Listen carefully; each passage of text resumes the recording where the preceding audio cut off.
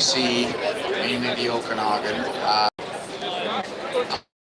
a month ago, and we got back last week. It's surreal. I didn't have a home to come home to, but I managed to now abide in my basement suite, and that's a hell of an improvement for where I've been sleeping. The short version is this trip that we went on was amazing, mainly because of the people we met and the people that gave us everything from clothes to cameras to iPhones to whatever. And what I have a very limited time to do is basically tell you what we learned from an incredible amount of people that are, as somebody alluded to, ahead of us in their fight.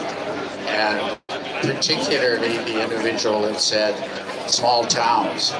And that is so true. It was obvious to us the first time that we spoke in Penticton and in Kelowna and smaller venues in Alberta. The reason why they can be so effective is they all know everybody, and they know who is part of the posse and who isn't, and they can be a lot more effective in revealing the story that they've been through, because they are nurses in the Penticton Hospital and they come up and tell you things. I had information like that from nurses at the Children's Hospital, but the small towns do it better. So what I want to do to you, for you, is link you with these different groups, because we can learn a lot for them. And the main thing that I'm trying to arm you with is a way of supporting all the collateral damage that has happened in this community. It's already being done. So I think we can learn from people that are doing it better. And that gets me over to these people, because they were the first. They are not by any means the only, but that's why I suggest that you take these names down, because they are a link to a very good system, not just the details of supporting the people who have been victimized with the loss of their families, their careers,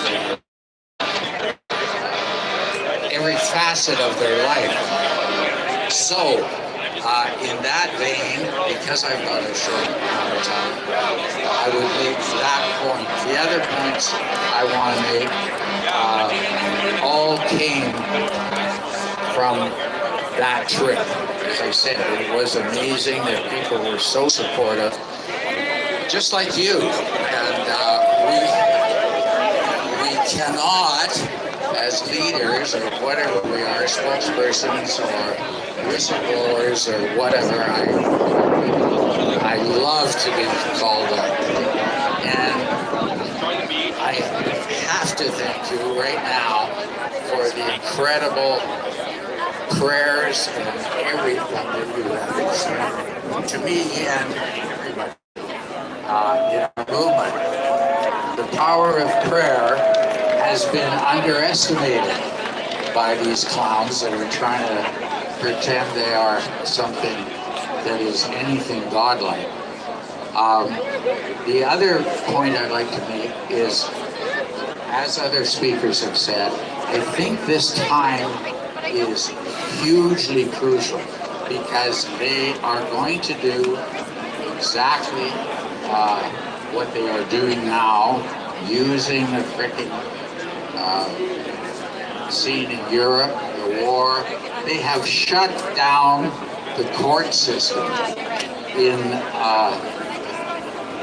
Canada, because we are at war. Did you know that? Trudeau sends 380 poor unfortunates over to a conflict that is a gong show. And because we are at war, you cannot, the courts are closed unless you have something that pertains to military justice or injustice under this system. You cannot get into the court.